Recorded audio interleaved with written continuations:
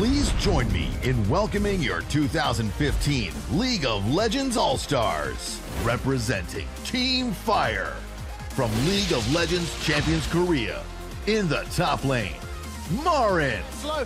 Wow, Marin just eviscerates him. That's a double, and SKT demolish H2K.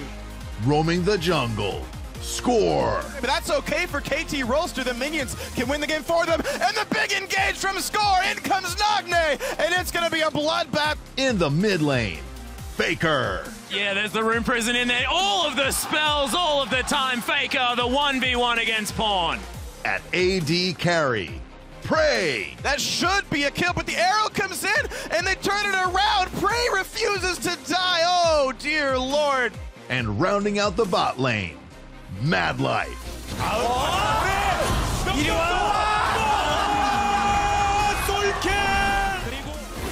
From the League of Legends Master Series, in the top lane, Ziv. The fight as well, and Ziv is being jumped on, but AHQ will be happy with this. Ziv's even got one. He's turning it around. A double dunk. Ganking from the jungle, Karsa. Nylon is making off, but he's kicked over the wall. Karsa says nope. Holding down the mid lane, Westdoor. Faker's gonna get killed. Westdoor follows the flash. May not survive. One more hit. The melee minions chasing, and Westdoor wins the 1v1. Their AD carry, BB. 哇，射一箭直接把洛宾给射爆 ，BB 完全没有人限制住。 And at support, Ale. 两边在推来推去，小叶这个虎啸龙吟密使西门彦说的进场时间，哇，这个大绝，哇，这个大绝。 From the North American League Championship Series, it's Dyrus in the top lane. That's a dropping spider. Never going up the spout again. Quadra coming in for Dyrus. Meteos in the jungle. Into this, can they get her on the choppers without hitting? Righteous Glory doesn't really get him there. Meteos with a 5-man Sejuani ultimate. At mid, Bjergsen. Bjergsen comes in. There's the shuffle. There's the triple. Could that be the quadra? And Bjergsen picks up a beautiful play. At AD carry, Double Lift. There it is. A few more kills for Double Lift on Ash. Is it the last shot? Double Lift gets a pentakill, shutting down Sneaky. And at support, Afro Move. Keep missing. Oh, the flash hook! They got him! Shao goes down. That was beautiful. Ladies and gentlemen, please welcome Team Fire.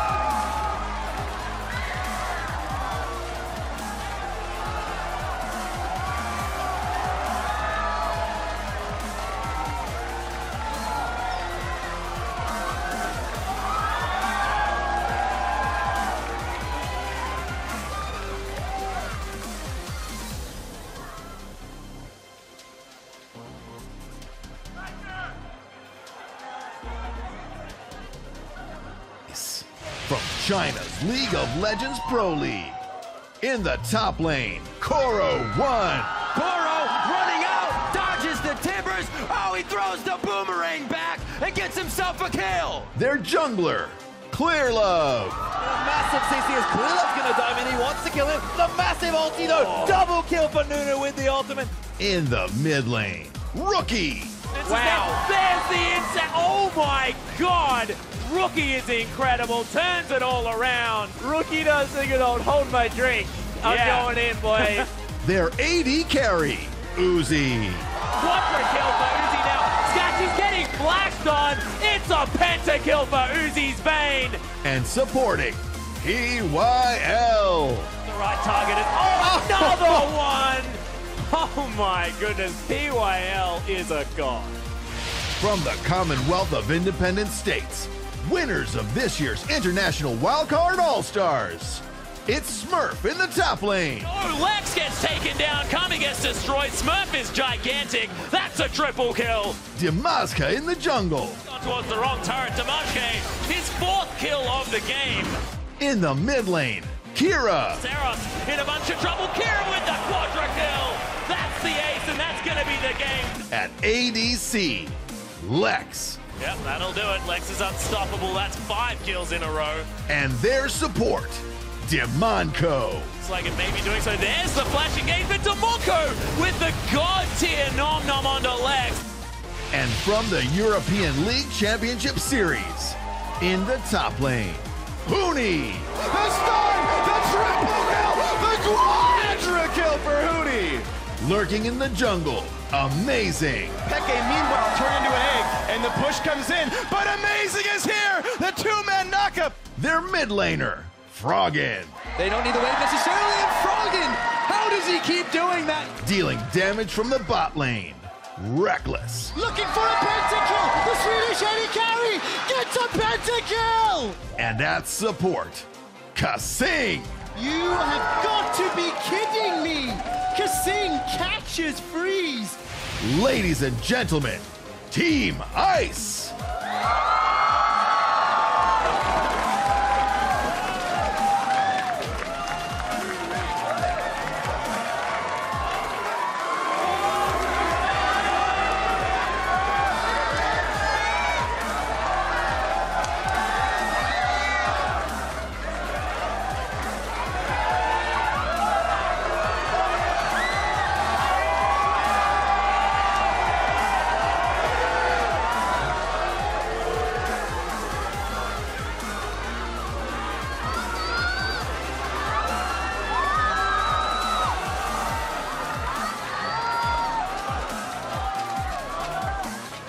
Event is always a lot of fun. We see all the superstars from around the world, kind of in a more relaxed setting. After Worlds, they may have forgotten what happened there or tried to remember it very vividly coming back into this one, but it's just so fun. I mean, now that Huni's over in North America, he's never going to go 18-0 in a split again. It's just a stronger region.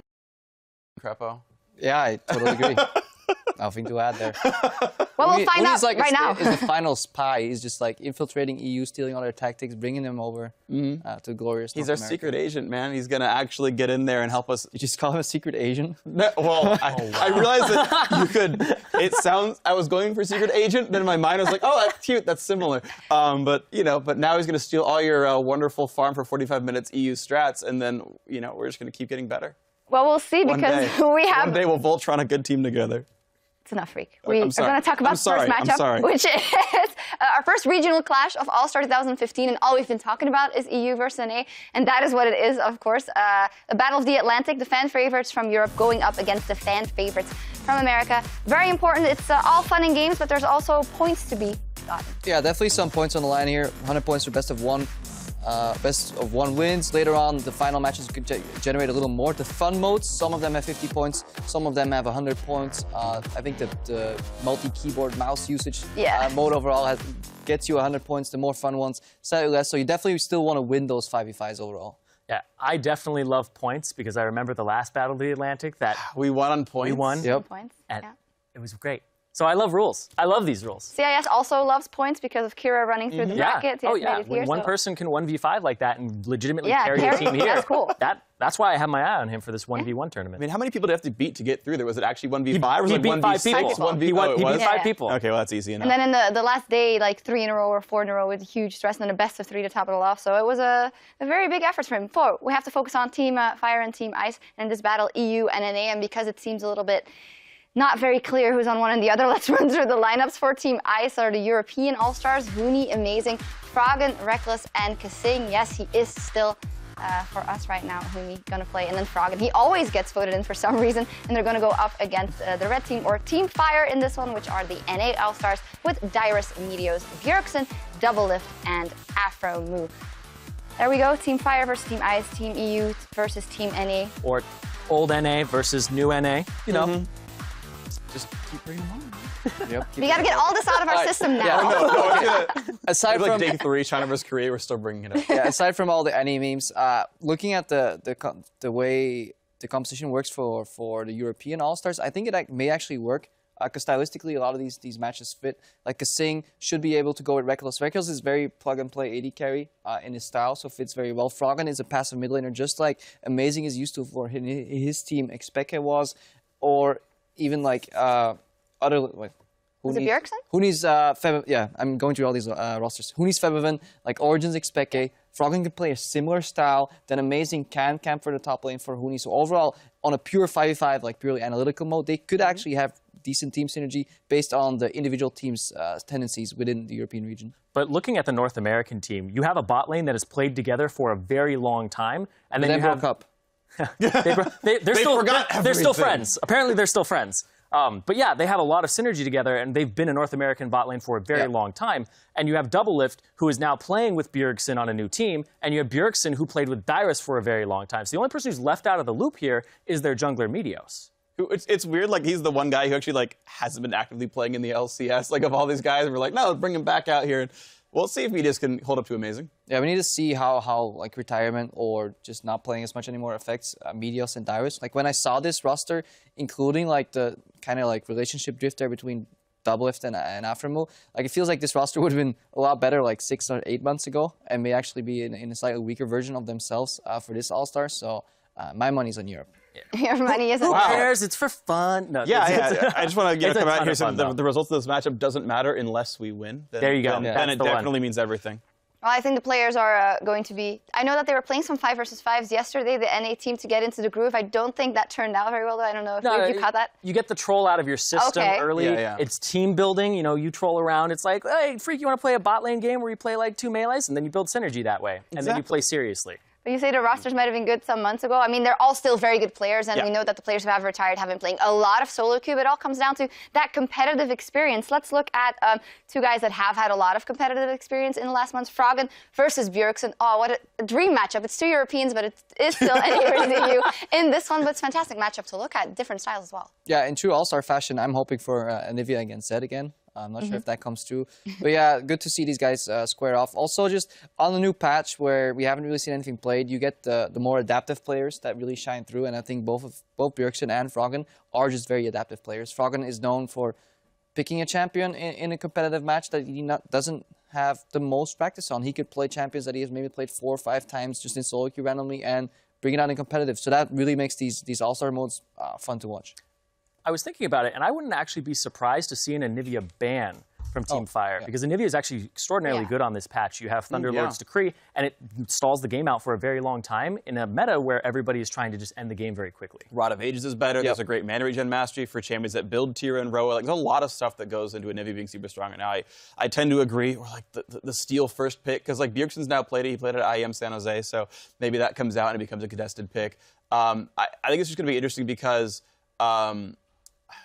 like, Doublelift facing off against Kasing, like, the latest word I heard on the whole Kasing TSM thing was that neither Kasing nor TSM, I don't know why I became Locodoco there, neither Kasing nor TSM wanted that roster to exist. Like Kasing didn't want to be with TSM anymore, and TSM didn't want Kasing, so it's like Doublelift proving like, yeah, you weren't good enough, or like whatever, like the actual reason was. So you're just speculating all over right now. I'm just spitting all over the place and speculating things, but I mean, there's interesting battles there, right? And getting to like break down some more of the matches. Yeah, I'm talking of battles in the top lane, Dyrus versus Huni. Dyrus, who was in the video saying, well, I was out, but then you voted me in, so I guess I'm going to have fun. I'm going to have fun. But Huni's going to come out, and Huni always wants to, well, do as much as he can and maybe kill Dyrus as much as he can, so we'll see how that matchup plays out.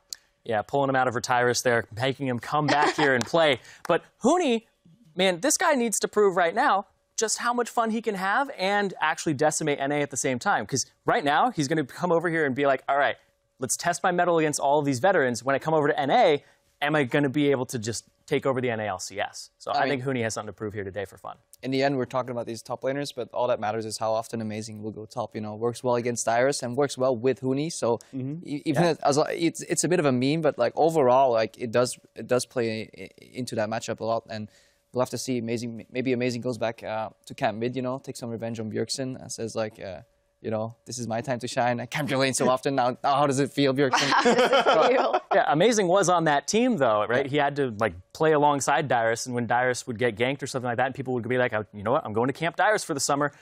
He was always the guy who was like, whoa, what's going on here? Why are you dying all the time? So now he's going to be the person giving it to Dyrus. This will be the first time Dyrus gets a gank from Amazing.